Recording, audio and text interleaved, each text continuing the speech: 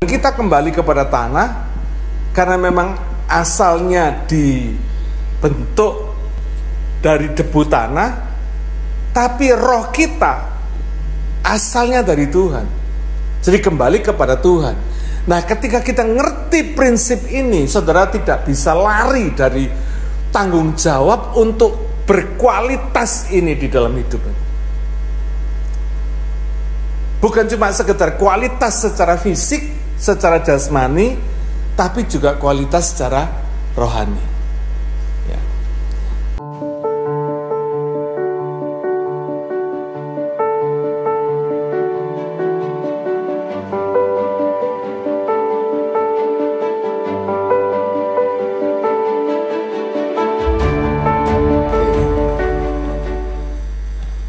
Senang sekali hari ini bisa berjumpa kembali bersama saudara dalam keadaan yang sehat. Saya percaya di dalam situasi apapun Tuhan itu tidak pernah meninggalkan kita. Amin. Terutama di saat-saat kita membutuhkan, di saat situasi yang paling sulit sekalipun, Tuhan tidak pernah meninggalkan kita. Alkitab mengatakan bahwa Tuhan itu dekat dengan orang yang remuk hatinya. Jadi ketika kita punya persoalan, saudara jangan cari jawaban di tempat yang lain. Ya.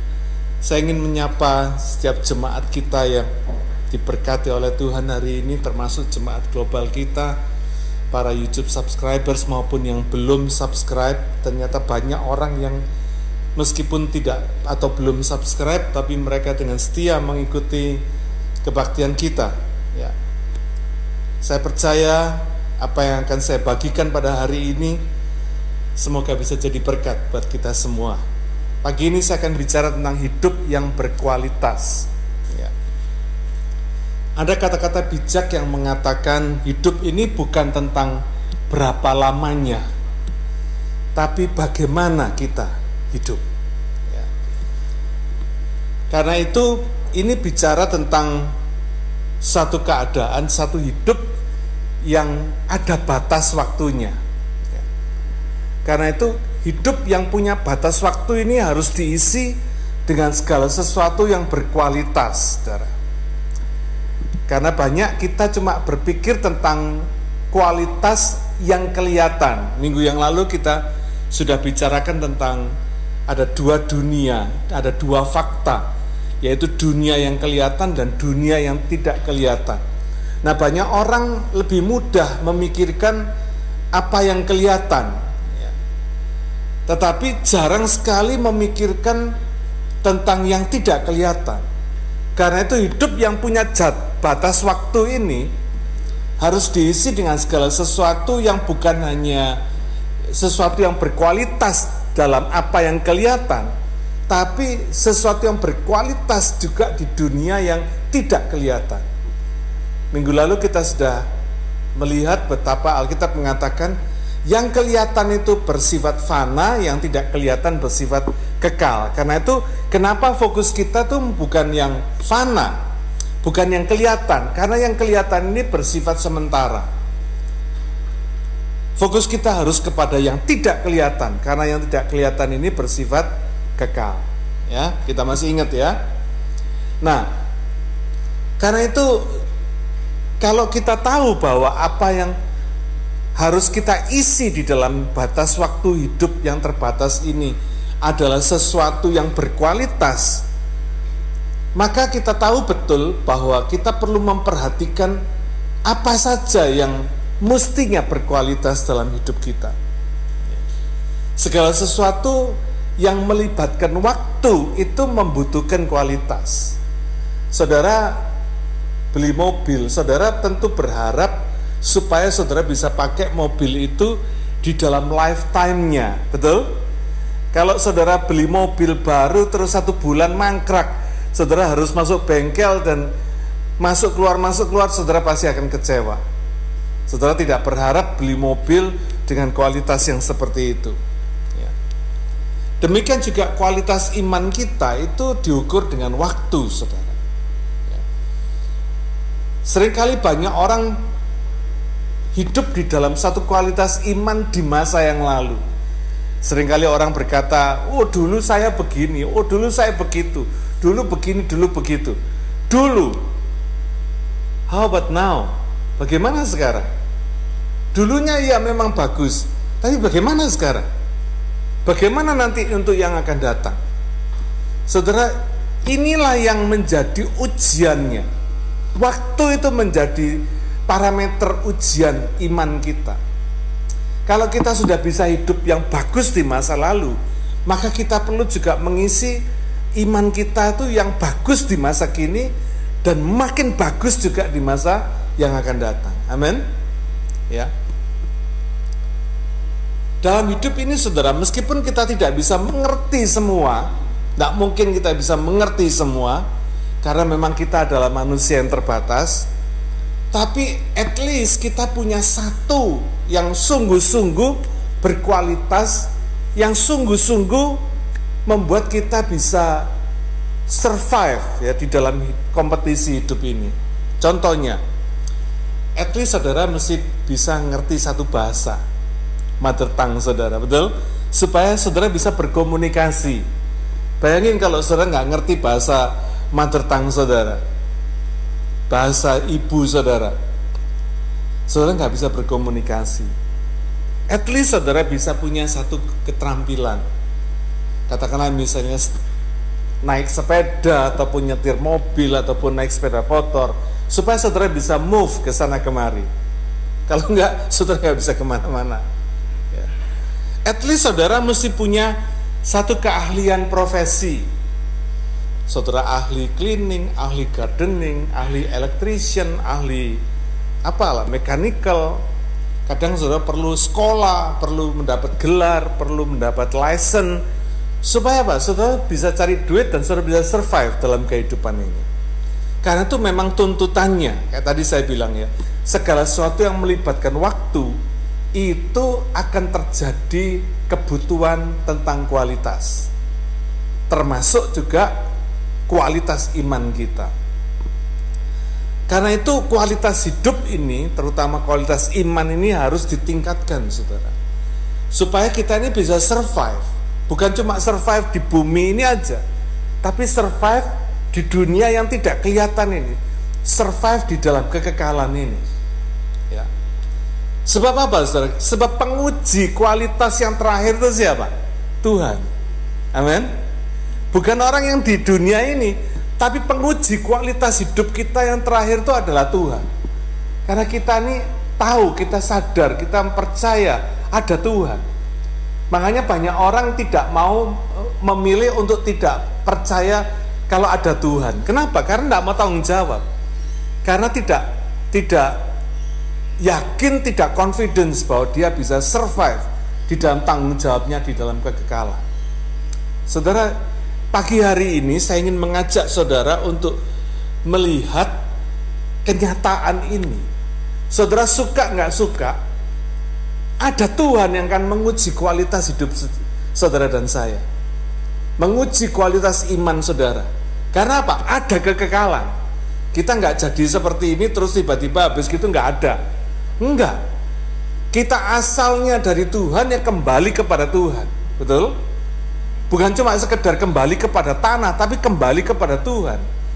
Badan kita kembali kepada tanah karena memang asalnya dibentuk dari debu tanah, tapi roh kita asalnya dari Tuhan.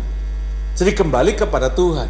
Nah, ketika kita ngerti prinsip ini, saudara tidak bisa lari dari tanggung jawab untuk berkualitas ini di dalam hidup.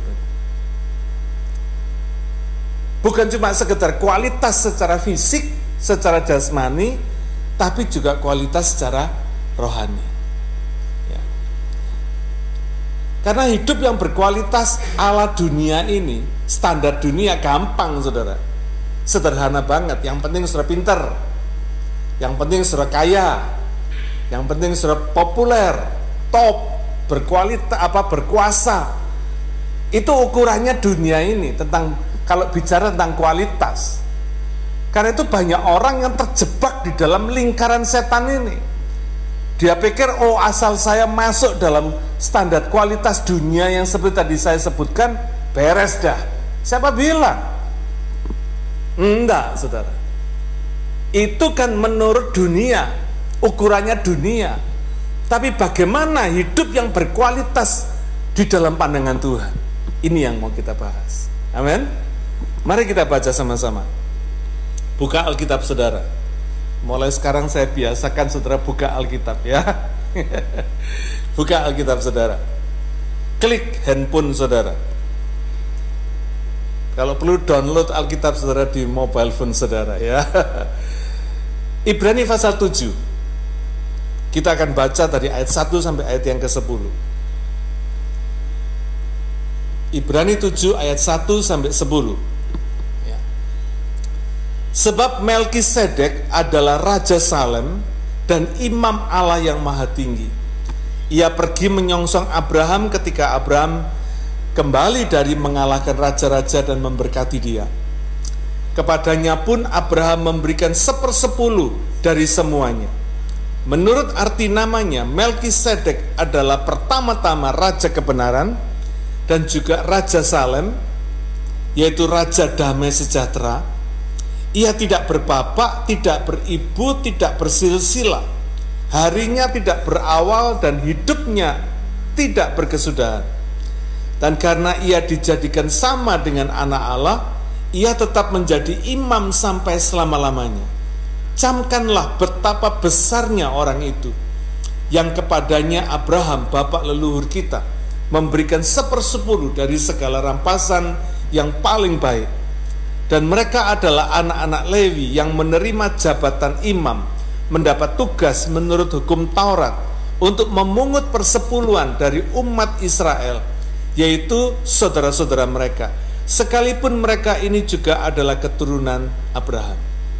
Tetapi Melkisedek yang bukan keturunan mereka memungut persepuluhan dari Abraham dan memberkati dia walaupun ia adalah pemilik janji. Memang tidak dapat disangkal bahwa yang lebih rendah diberkati oleh yang lebih tinggi. Dan di sini manusia-manusia fana menerima persepuluhan. Dan di sana ia yang tentang dia diberi kesaksian bahwa ia hidup, maka dapatlah dikatakan bahwa dengan perantaraan Abraham dipungut juga persepuluhan dari Lewi yang berhak menerima persepuluhan. Sebab ia masih berada dalam tubuh bapak leluhurnya ketika Melkisedek menyongsong bapak leluhurnya itu. Saudara, kitab Ibrani adalah salah satu kitab yang cukup sulit untuk dimengerti, ya. Tidak gampang dimengerti. Beberapa minggu kita sudah belajar dari Ibrani pasal 6. Kita sudah belajar betapa tidak gampangnya untuk mengerti kitab Ibrani. Tapi di dalam terang firman Tuhan kita pasti akan diberi pengajaran sama Tuhan. Kita pasti mengerti. Tidak ada yang katanya nggak mengerti. Nah, kita melihat di sini unik ya, dalam Ibrani pasal 7 ini dibahas tentang seorang yang bernama Melkisedek. Melkisedek ini dikatakan di sini dia bukan orang Ibrani. Bahkan ketika Melkisedek ini muncul namanya pertama kali, dia muncul ketika Abraham baru pulang mengalahkan raja-raja Kedorlaomer. Salah satu raja di samping Raja Sodom, maka Raja Salem ini, yaitu Melkisedek ini, itu yang menyongsong Abraham. Dan dia membawa roti sama anggur, lalu diberikan kepada Abraham. Dia memberkati Abraham. Dan yang luar biasa lagi, saudara, dikatakan Melkisedek ini adalah imam Allah yang maha tinggi.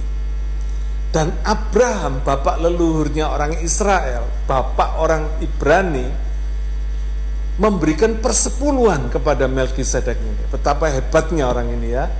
Tapi jarang dibahas ya. Pagi hari ini kita bersyukur kita punya kesempatan membahas siapa Melkisedek ini. Nah, di dalam perjanjian lama kalau ada orang yang berbuat dosa, orang ini mesti memotong binatang, lalu korbannya diserahkan, dibakar, darahnya oleh imam dibawa masuk ke dalam ruang maha suci untuk dipercikkan ke atas tabut perjanjian. Tabut perjanjian ini berisi roti mana, di situ ada tongkat Harun yang bertunas plus 2 buah loh batu perjanjian yang pernah diberikan Tuhan kepada Musa di Gunung Sinai. Ya. Karena itu peranan imam ini begitu pentingnya. Karena imam ini menjadi mediator, menjadi perantara, pengantara antara Tuhan dan manusia. Khususnya manusia berdosa yang tadi ingin menebus dosanya. Ya. Nah, sebagaimana sudah kita ketahui, keselamatan dan pengharapan kita yang pasti itu didasarkan bukan pada apa yang kita lakukan, tetapi apa yang Tuhan Yesus lakukan. Jangkarnya, dasarnya, fondasi keselamatan dan pengharapan kita itu kepada Yesus. Dijangkarkan, diakarkan di situ, dilabuhkan kepada Yesus. Yang dalam kitab Ibrani pasal 6 dikatakan dia ada di belakang tirai yang sudah menjadi perintis lebih dulu. Ya. Dia menjadi pendamai, penebus, dan menjadi juru selamat kita lewat apa yang dia sudah lakukan di Golgota, di kayu salibnya di Golgota. Nah, dari sini kita melihat bahwa ini merupakan gambaran bahwa Yesus itu adalah imam bagi orang percaya. Dia menjadi imam bagi orang percaya. Nah, karena itu saudara, saya percaya kitab Ibrani ini ditulis pada waktu itu karena memang ada bantahan. Apa bantahannya? Orang-orang Yahudi itu orang-orang yang kritis, orang-orang yang pinter, dan orang-orang yang memegang hukum, tahu hukum, saudara. Apalagi hukum Taurat, mereka hafal hukum Taurat. Bantahannya apa? Sampai sekarang orang Yahudi itu masih membantah urusan ini. Apa yang membuat Yesus itu dianggap sebagai imam? Sebagai imam besar. Ya, dikatakan imam besar agung. The great priest. Di challenge ini, saudara.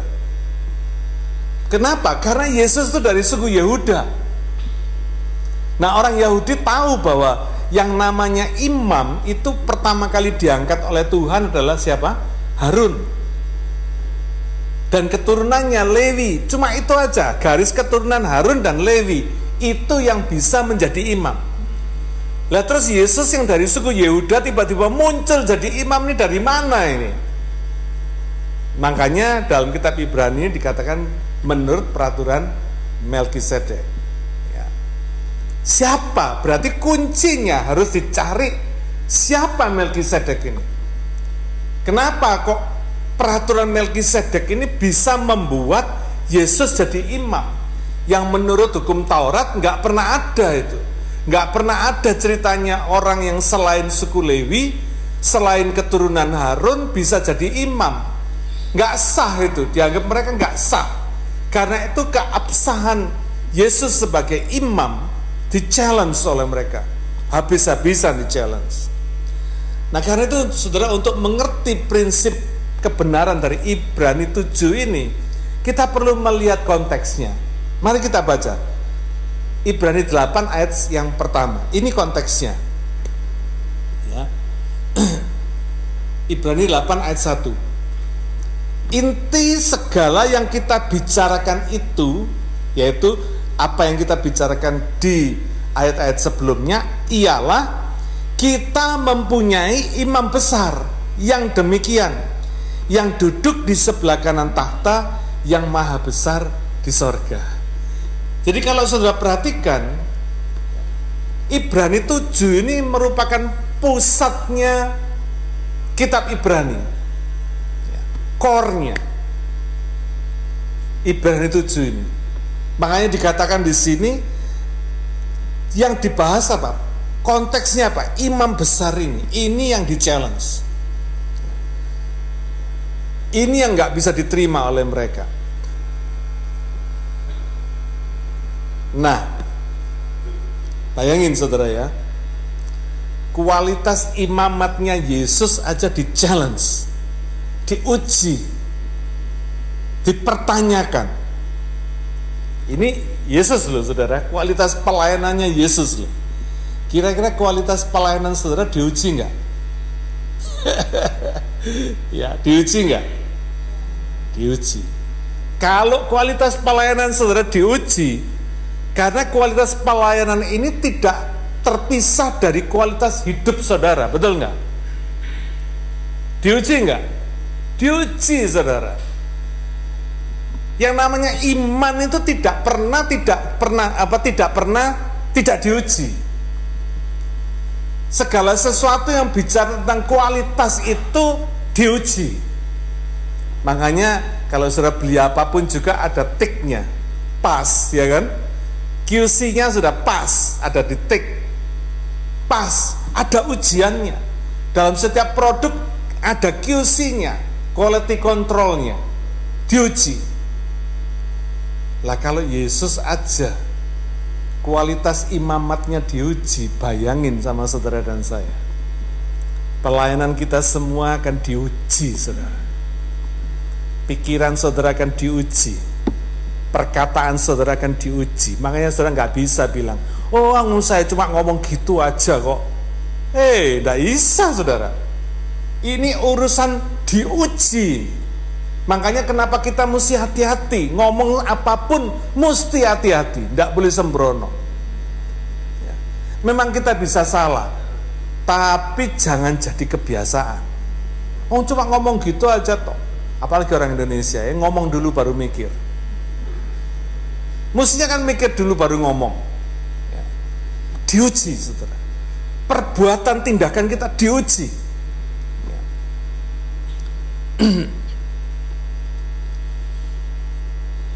Nah, kalau kita ngerti imamatnya Yesus aja diuji, pelayanannya Yesus aja diuji, keabsahannya Yesus aja diuji, apalagi saudara dan saya. Gak main-main saudara. Karena Tuhan itu adalah Allah yang adil, Allah yang teliti. Tadi saya bilang, penguji terakhir itu adalah Tuhan. Kenapa? Karena mungkin kalau kita ini diuji di dalam dunia yang kelihatan, kita pas, tik, ya. kaya, tik, pinter, tik, apalagi ngetop, tik, berkuasa, tik. Yang kelihatan yang sudah di tik ini tapi belum tentu tik di sana, saudara. Nggak main-main ini. Karena dia, Tuhan itu yang bisa melihat apa yang tidak kelihatan dan yang kelihatan, ya toh? Yang kelihatan gampang diujinya. Yang tidak kelihatan ini loh yang diuji oleh yang bisa mengujinya. Tidak ada satu orang pun yang bisa melihat isi hati saudara. Tidak bisa melihat kesetiaan saudara, tanggung jawab saudara. Dia bisa. Nah, yang tidak kelihatan ini tadi, siapa yang nguji? Tuhan. Karena itu hidup yang cuma satu kali yang ada batasnya tadi itu harus betul-betul diisi dengan sesuatu yang berkualitas, baik yang kelihatan maupun yang tidak kelihatan. Amin. Dan yang kelihatan ini bukanlah menjadi standar, saudara. Karena misalnya kita bicara tentang kekayaan, tidak ada habisnya. Orang yang punya $1.000 sudah merasa kaya. Karena biasanya nggak megang duit $1.000, ya kan? Tapi bagi orang yang sudah biasa pegang jutaan dolar, $1 miliar masih kurang, saudara. Tidak ada batasnya. Karena itu yang kelihatan ini ujiannya terlalu simpel banget. Saudara, biarpun punya uang cuma $100, tapi saudara bisa merasa kaya. Kenapa? Karena saudara bisa menikmatinya. Bandingkan dengan saudara punya jutaan dolar tapi nggak bisa menikmatinya. Kekayaan saudara diukur pada apa yang bukan saudara punya, tapi apa yang saudara nikmati. Amin. Begitu saudara menikmati, saudara kaya kok. Saudara bisa punya perasaan kaya. Gaji pas-pasan tapi makan tiap hari kayak pesta. Wah, kaya saudara. Saudara lebih kaya daripada orang yang punya jutaan dolar. Karena apa? Bisa menikmatinya. Nah, karena itu ujian yang tidak kelihatan ini lebih susah. Ya, lebih susah.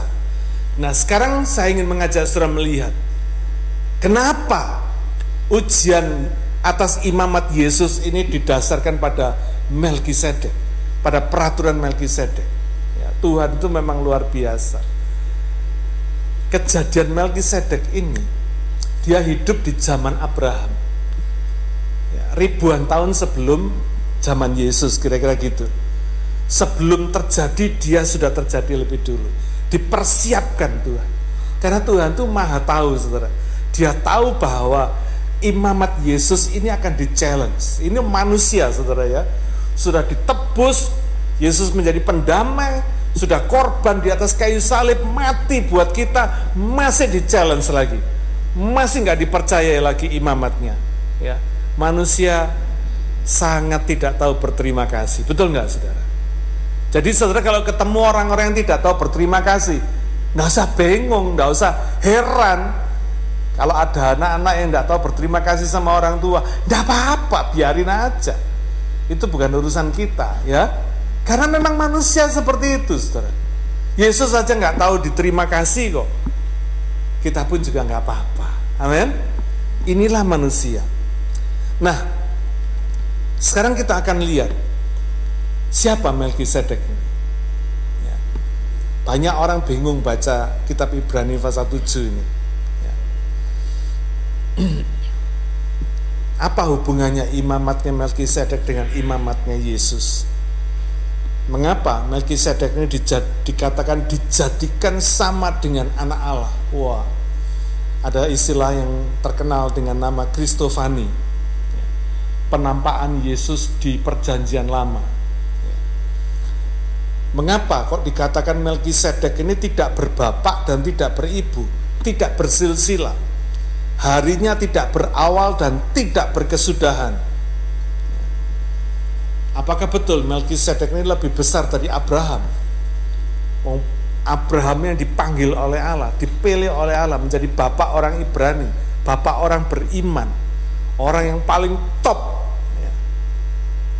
Tapi Melkisedek memberkati Abraham. Wow.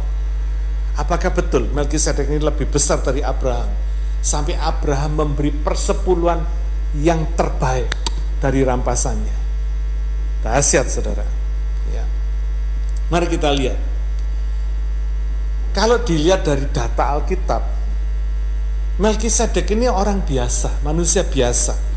Bukan malaikat, bukan juga Tuhan, bukan juga penampakan Yesus dalam perjanjian lama yang dikenal dengan nama Kristofani tadi. Kita baca kitab Kejadian 14 ayat 17 sampai ayat 20. Kejadian 14 ayat 17 sampai 20.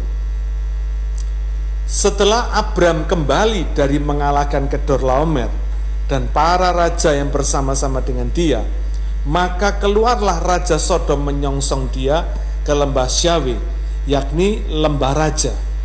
Melkisedek, Raja Salem, membawa roti dan anggur. Ia seorang imam Allah yang maha tinggi. Lalu ia memberkati Abraham. Katanya, diberkatilah kiranya Abraham oleh Allah yang maha tinggi, pencipta langit dan bumi. Dan terpujilah Allah yang maha tinggi, yang telah menyerahkan musuhmu ke tanganmu. Lalu Abraham memberikan kepadanya 1/10 dari semuanya.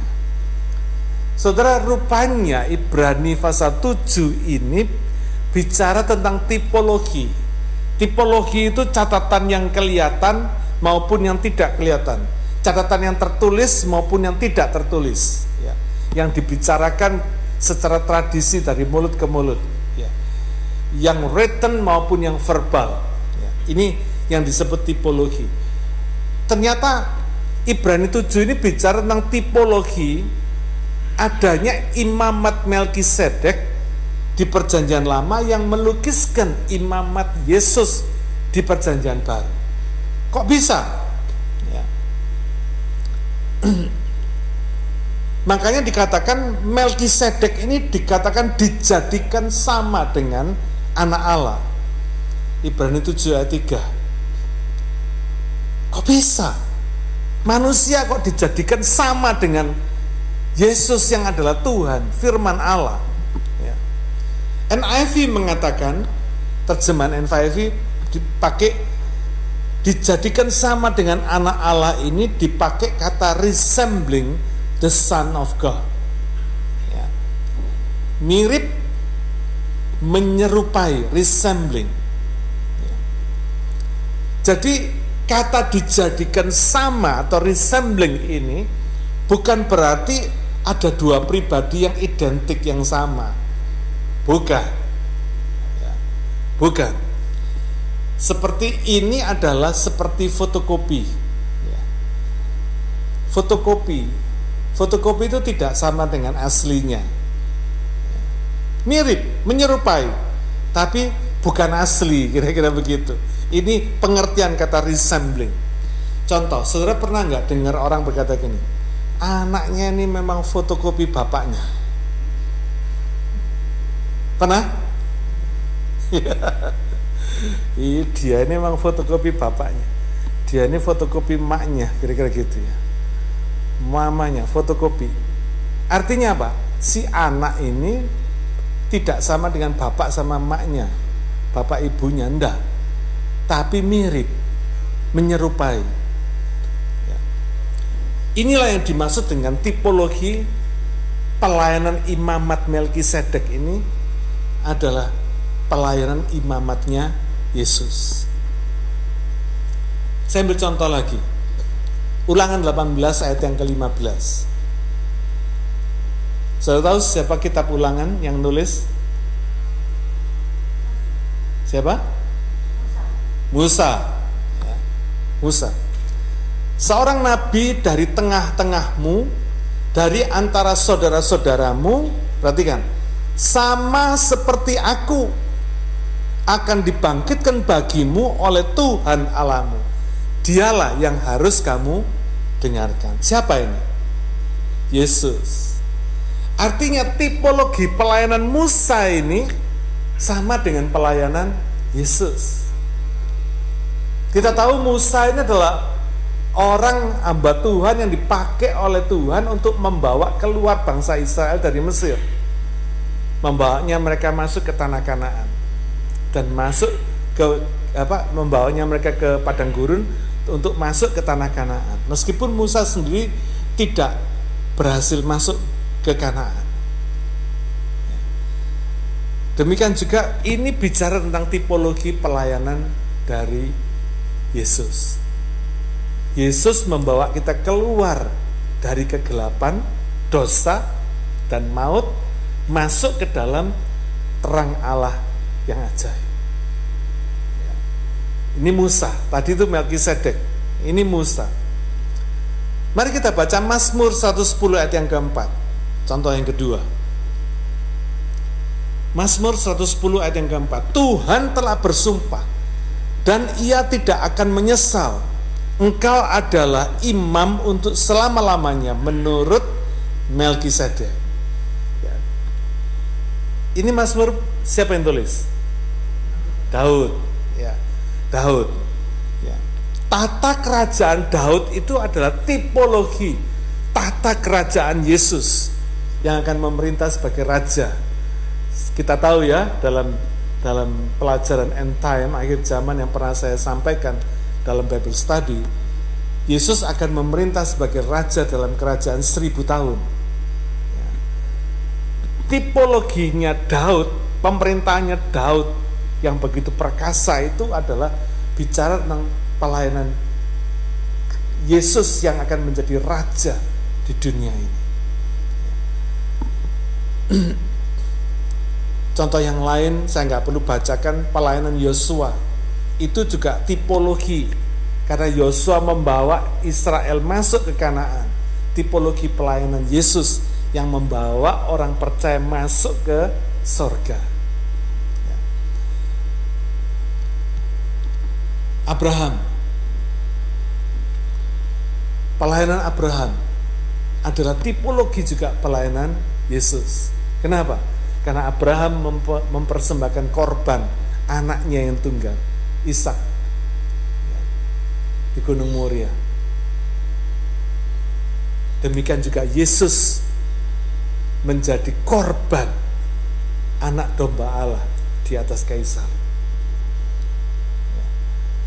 Jadi kita ngerti saudara bahwa Ibrani 7 ini ketika bicara tentang dijadikan sama dengan anak Allah, tidak bicara tentang identik, tapi bicara tentang tipologinya.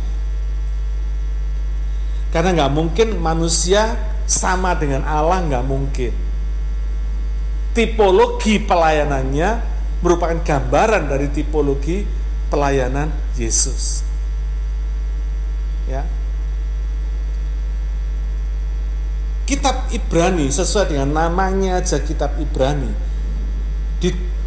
ditujukan kepada orang-orang Ibrani. Dan bagi orang-orang Ibrani, tradisi orang Ibrani, budaya orang Ibrani, silsilah itu bukan cuma penting tapi sangat penting. Karena itu saudara jangan heran kalau di dalam Alkitab kita mulai perjanjian lama sampai perjanjian baru itu banyak silsilahnya. Saya dulu pertama kali baca Alkitab saya bosen ya. Baca silsilah di dalam perjanjian lama maupun perjanjian baru ada ini memperanakkan ini memperanakkan ini kalau mau diingat-ingat ya bisa lupa semua saudara ya. Karena memang silsilah ini bagi orang Ibrani itu penting, sangat penting gitu ya. Nah, kenapa kok orang Ibrani ini mementingkan silsilah? Kenapa? Garis keturunan itu penting sekali. Siapa yang punya garis keturunan? Siapa yang mencatat silsilah? Saudara tahu enggak nama kongconya saudara siapa? Enggak ada yang tahu ya. Kalau saya tanya orang Ibrani, orang Yahudi, tahu semua saudara. Mulai dari dia ini generasi keberapa, sampai ke atasnya punya semua. Memang bangsa pilihan Tuhan ya hebat memang. Kenapa kok begitu pentingnya silsilah ini bagi orang Ibrani? Supaya mereka tuh bisa mengingat sejarah. Mengingat apa yang dilakukan oleh nenek moyangnya ini saudara. Saya percaya tidak ada satupun dari antara saudara di sini yang bisa tahu apa yang dilakukan oleh kongco saudara. Makco saudara, nggak ada yang tahu saudara. Kenapa? Karena nggak pernah diceritakan. Udah mati ya wis, gitu ya. Udah nggak pernah diceritakan. Orang Ibrani tidak saudara. Orang Ibrani anak cucunya itu selalu diceritakan pengalamannya apa yang dikerjakan oleh nenek moyangnya. Jadi mereka tuh diajari sejarah saudara. Siapa yang suka sejarah? Ya, orang yang suka belajar sejarah biasanya wawasannya luas ya. Karena apa? Sejarah itu bisa menjadi pelajaran kita.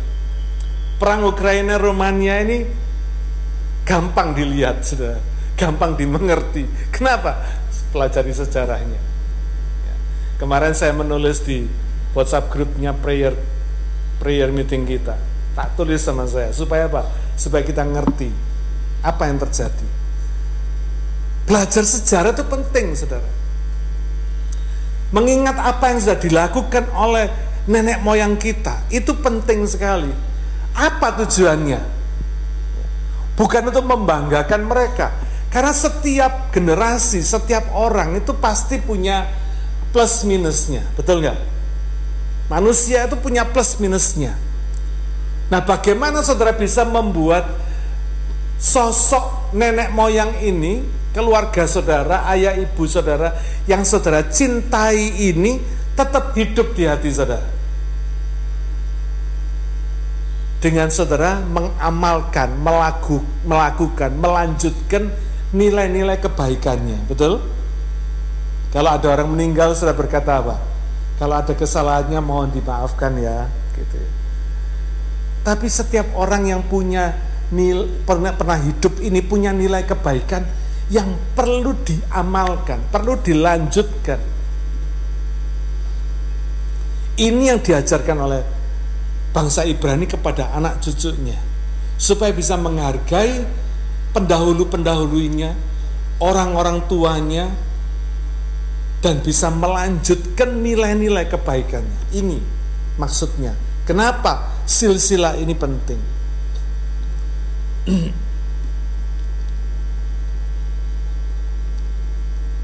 Saudara lihat, saya ambil contoh sekarang. Ya. Contohnya orang yang tidak mau belajar dari sejarah dan tidak belajar dari nilai-nilai kebaikan para pendahulunya. Contoh gampang. Saudara lihat, kekristenan itu tersebar dari Eropa, Amerika ke timur, ke Indonesia, ke China, ke Korea dan sebagainya. Ya, gereja-gereja paling banyak, ribuan gereja, termasuk di Australia pun orang-orang Barat ini membawa kekristenan itu sampai ke negara-negara timur. Ya, betapa hebatnya mereka. Sekarang apa yang terjadi? Gereja yang paling banyak kosong itu ya di negara-negara Barat ini, betul? Kalau saudara perhatikan, coba googlen berapa banyak gereja yang dijual dan dijadikan masjid di sana. Banyak sekali. Itu merupakan contoh betapa generasi mudanya ini tidak mau belajar, tidak mau merendahkan diri, tidak mau melihat nilai-nilai kebaikan dari orang-orang tua pendahulu sebelumnya. Sehingga akibatnya kualitas hidup mereka berkurang. Maksud saya kualitas hidup rohaninya berkurang. Mungkin mereka lebih kaya dari papa mamanya, lebih pintar dari papa mamanya karena pendidikannya lebih tinggi, lebih berpengetahuan dari papa mamanya. Tapi kualitas imannya tidak bisa menang sama pendahulu-pendahulunya, betul? Pendahulu-pendahulunya yang sudah membangun gereja-gereja ini, yang sudah membawa kekristenan menuju ke negara-negara timur. Nah, apakah keadaan yang seperti ini mau dilanjutkan? Jawabannya terserah saudara. Karena itu pilihan. Kalau saya enggak. Karena itu saya suka belajar sejarah bangsa-bangsa. Saya suka mendengar, suka mencatat apa-apa yang saya bisa pelajari dari orang-orang pendahulu-pendahulu saya yang hebat-hebat ini. Termasuk dari para pejuang proklamasi, para pejuang nasional Indonesia yang hebat-hebat. Saudara, sampai hari ini tidak ada yang punya kualitas model kayak Soekarno, saudara. Tidak ada. Tidak ada negarawan yang seperti Soekarno. Bukan dari sisi kelemahannya ya, saya bicara dari sisi kebaikannya. Tidak ada. Kenapa? Karena bangsa kita kurang belajar. Bangsa Indonesia kurang mau belajar dari nenek moyangnya, dari pendahulu-pendahulunya.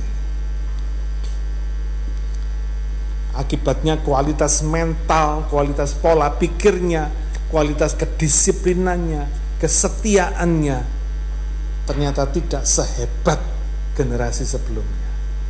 Ini contoh kenapa silsilah itu penting. Nangkep ya saudara ya? Saudara ngerti prinsip ini. Sekarang saya ambil contoh sebaliknya. Generasi muda yang mau merendahkan diri dan mau belajar dari generasi sebelumnya, sehingga mampu mempersiapkan kualitas hidupnya lebih hebat dari generasi sebelumnya. Siapa? China. Saya bangga karena saya termasuk punya keturunan orang Chinese. Saya bangga terhadap budayanya. Kalau sudah pelajari sejarahnya China, ribuan tahun, 5.000 tahun perang terus bunuh-bunuhan. Ya. Tapi di dalam keadaan yang chaos seperti itu, orang-orang Chinese itu mengajarkan budaya uhao, budaya tahu budi, tahu terima kasih sama orang tuanya. Makanya kenapa kalau Imlek mereka harus pai kui. Tahu pai kui ya? Yang tunduk gitu ya, dengan berlutut. Untuk apa? Menghormati orang tuanya, menghormati leluhurnya. Itu sebabnya China hari ini bisa jadi negara yang begitu hebat, begitu kaya, begitu pinter, begitu maju.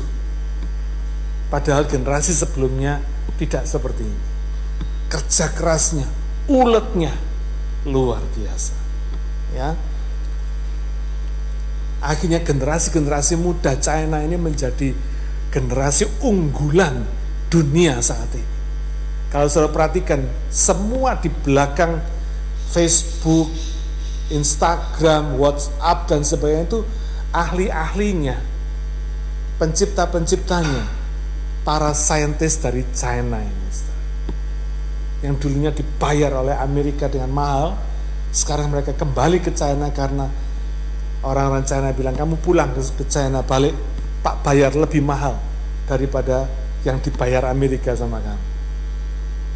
Makanya nggak heran hari ini tidak ada negara satupun di dunia yang bisa mengalahkan teknologinya China. Minggu lalu saya sudah ceritakan betapa militernya China sudah menggunakan 8G. Kita masih 4G, mereka sudah pakai 8G. Bayangin, 5G aja 100 kalinya kecepatannya dari 4G. Bayangkan ini 8G. Makanya kalau perang saya katakan, biarpun mungkin negara barat punya perlengkapan militer yang lebih canggih, lebih hebat, lebih kuat daripada China, tapi kalau kalah cepat saudara, mereka baru siap-siap, baru prat-prit, siap-siap, sudah bleng. Karena kecepatannya luar biasa, dahsyat. Ya. Jelas ya? Dari sini kita ngerti kenapa silsilah ini penting. Ya. Nah, ada dugaan Melkisedek ini keturunan Sem, anak Adam. Dia hidup di zaman Abraham, tapi dia bukan orang Israel. Dikatakan dia Raja Salem. Ya. Kita tahu orang Israel dimulai dari cucu Abraham. Siapa? Yakub. Israel. Itu mulainya bangsa Israel. Ya. Jadi tidak heran sekarang saya ngerti kenapa Melkisedek ini tidak punya silsilah. Makanya itu disebutkan di sini tidak berbapak dan tidak beribu, tidak bersilsilah, harinya tidak berawal dan tidak berakhir. Nggak ada catatannya. Ini dibuktikan dengan kata yang dipakai dalam bahasa aslinya. Saya kutip bahasa aslinya. Dikatakan apator. Pakai kata apator dan ametor. Ini bahasa Yunani. Ya. Kita tahu kata Peter, ya, meter, mater, pater itu ayah dan ibu artinya. Ya. Kata a di depannya apator, ametor itu artinya tidak berayah, tidak beribu. Ya.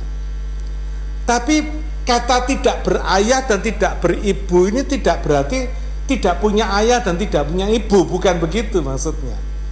Ya. Tapi tidak ada catatannya, tidak tercatat, tidak dikenal, ayah ibunya tidak dikenal. Ini yang dimaksud.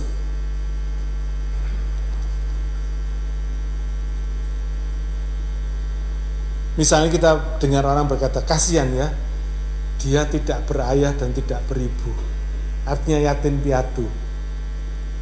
Bukan berarti dia tidak punya ayah, tidak punya ibu kan? Tapi sudah tidak punya ayah, tidak punya ibu. Kasihan dia tidak tahu ayah ibunya. Bukan berarti nggak punya ayah ibu, tapi ayah ibunya tidak diketahui gitu ya, tidak tercatat, tidak dikenali gitu ya. Bukan terus keluar dari batu, enggak, saudara. tapi tidak ada catatan tentang ayah ibunya gitu ya. Contoh lagi yang dipakai dengan kata-kata Yunani ini alogos. Alogos itu bicara tentang apa? Tidak berakal. Omongannya dia tuh tidak masuk akal. Bukan berarti dia nggak punya otak loh saudara. Tidak berakal, alogos. Lalu ada lagi kata apistos, tidak beriman. Kenapa sih lu gitu aja nggak beriman? Tuhan sudah tolong kamu kok, gitu aja kamu kok tidak beriman. Bukan berarti dia nggak punya iman, saudara. Tapi dalam hal tertentu dia nggak percaya, kira-kira begitu. Atau belum percaya. Jadi kita ngerti bahwa prinsip pengertian tidak berbapak dan tidak beribu ini artinya tidak bersilsilah.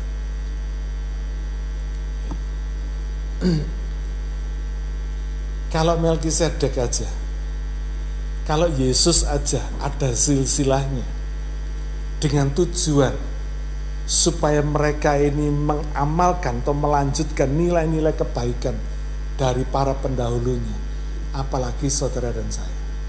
Sama kan? Alkitab itu mengajarkan sesuatu yang luar biasa.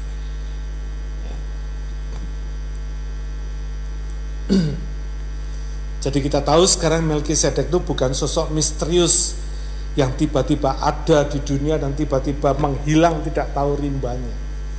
Tapi Melkisedek adalah orang yang biasa, orang yang tidak diketahui ayah ibunya dan tidak punya silsilah keturunan karena memang dia bukan orang Ibrani, bukan orang Israel. Amin. Angkat ya. Nah sekarang pertanyaan yang terakhir, mengapa Abraham sampai memberikan persepuluhan kepada Melkisedek? Apakah dia lebih besar dari Abraham, bapak bangsa? Karena menurut tradisi orang yang memberi persembahan itu lebih rendah tingkatannya dari yang diberi. Orang yang menerima persembahan itu dalam tradisi Ibrani adalah imam. Cuma imam yang menerima persembahan. Orang biasa nggak boleh terima persembahan. Cuma imam yang membawa roti dan anggur perjamuan. Imam. Ya. Karena itu secara kedudukan rohani, memang Melkisedek ini lebih tinggi daripada Abraham. Karena dia disebutkan, dia diakui bahkan oleh Abraham sendiri sebagai imam Allah yang maha tinggi. Bapak bangsa mengakui Melkisedek ini sebagai imam Allah yang maha tinggi, yang lebih tinggi dari dia. Sehingga Abraham memberikan persepuluhan yang terbaik kepada Melkisedek. Apa hubungannya imamat Melkisedek dan imamatnya Yesus? Ternyata di dalam keimaman mereka sama-sama imamnya. Melkisedek ini adalah imam Allah yang maha tinggi. Yesus adalah imam besar agung kita, orang percaya. Melkisedek bukan orang Lewi karena memang bukan orang Ibrani. Yesus pun juga bukan orang Lewi, dia orang Yehuda. Ya. Kalau imam-imam Lewi ada batasnya, kalau mati ada penggantinya. Makanya Melkisedek dikatakan dia imam Allah yang maha tinggi sampai selama-lamanya. Tidak ada batas waktunya, tidak ada masa kerjanya. Demikian juga Yesus, imam besar agung kita selama-lamanya. Makanya imam besar agung Yesus ini mengikuti peraturan Melkisedek yang sampai selama-lamanya. Ya. Imam Lewi adalah keturunan Abraham. Lewi adalah salah satu suku dari Israel, keturunan Abraham. 12 suku Israel, keturunan Yakub. Demikian juga karena Abraham yang bapak bangsa mengakui imamatnya Melkisedek, maka demikian juga Yesus punya kualitas yang lebih baik daripada kualitas imam-imam Lewi. Imam Lewi masih bisa berdosa. Karena itu imam besar setiap tahun harus masuk ke ruang maha suci membawa persembahan korban darah dari para imam ini yang melayani, dan juga darah korban untuk penghapus dosa imam besarnya sendiri. Bawa masuk ke ruang maha suci, ditahirkan di situ, diselesaikan di situ, dipercikkan di atas tabut perjanjian. Yesus nggak perlu, cukup satu kali membawa darahnya sendiri, sekali untuk selama-lamanya. Makanya imamat Yesus itu tipologi dari imamat Melkisedek menurut peraturan Melkisedek. Ya. Tidak berarti meskipun kualitas imamat Melkisedek lebih baik daripada kualitas imam-imam Lewi, tapi bukan berarti Melkisedek identik dengan Yesus, sama dengan Yesus, tidak. Memang imamat Melkisedek lebih baik daripada imamat Lewi, tapi imamat Yesus, keimamannya sebagai imam besar agung orang percaya, dia lebih sempurna dari imamat Lewi sampai selama-lamanya. Pertanyaannya, bagaimana kualitas ibadah saudara dan saya? Bagaimana kualitas iman saudara dan saya? Kira-kira iman saudara lebih baik di masa lalu atau di masa kini? Saudara bisa lebih membanggakan iman saudara yang lalu atau yang hari ini? Mesti dijawab. Ya. Kalau saudara merasa iman saudara di masa lalu lebih baik daripada hari ini, bertobatlah. Saudara belum telat, karena masih ada kesempatan. Amin. Setiap hari Tuhan menyediakan lembaran baru untuk saudara dan saya boleh mengisi hidup iman kita yang makin berkualitas. Jangan cuma mikirin yang kelihatan, kualitas yang kelihatan, tapi pikirkan kualitas yang tidak kelihatan, yang tidak satu pun dari kita yang bisa melihatnya kecuali Tuhan dan diri kita sendiri. Hati nurani ini tidak bisa ditipu, saudara. Tuhan juga tidak bisa ditipu. Kalau saudara hari ini lebih cinta yang kelihatan, yang duniawi, yang fana ini, bertobatlah. Karena penguji terakhir ada di sana. Kita di bumi ini, dia ada di sana. Persiapkan diri saudara bukan cuma pas di bumi ini, tapi mesti pas di sorga yang mulia. Karena tempat kita bukan di sini, di sana. Di sini cuma sementara, di sana kekal selamanya. Fokuskan kepada yang tidak kelihatan, jangan yang kelihatan. Amin.